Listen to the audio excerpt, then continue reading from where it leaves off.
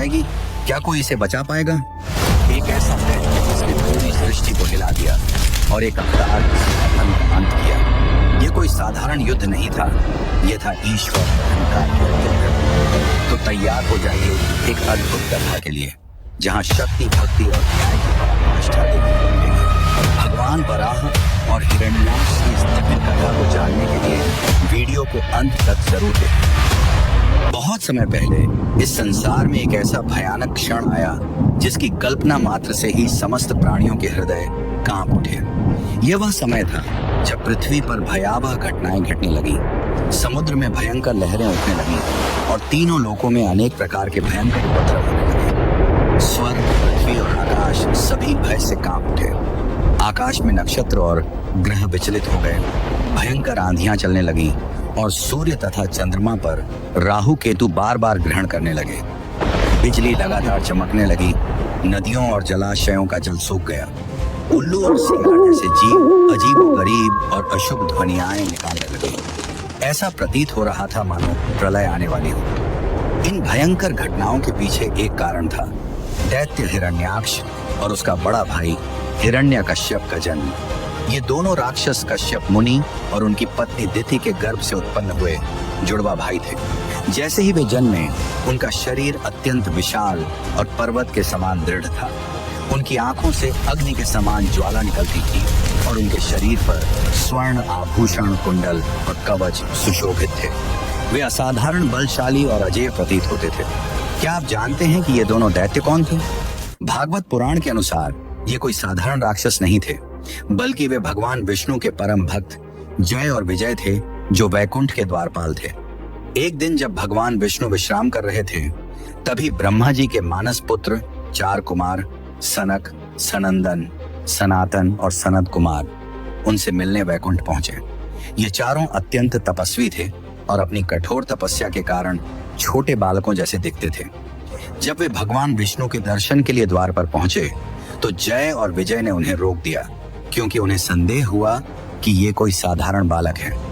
इससे चारों कुमार अत्यंत क्रोधित हो गए और उन्होंने जय और विजय को श्राप दे दिया, तुम दोनों को अपना देवत्व त्याग कर मृत्यु लोक में जन्म लेना होगा।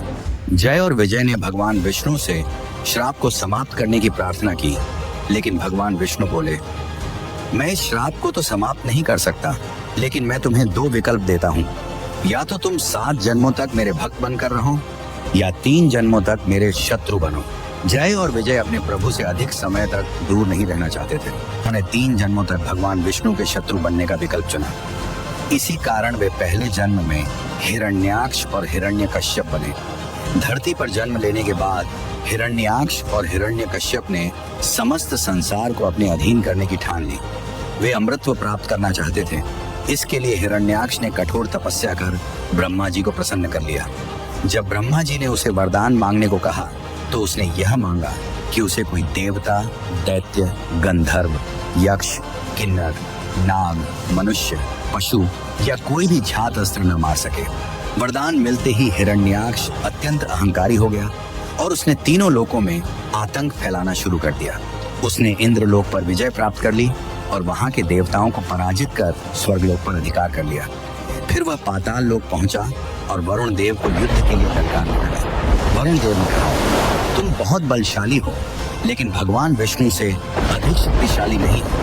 यदि तुम्हें सच्ची परीक्षा चाहिए तो उनसे युद्ध करो।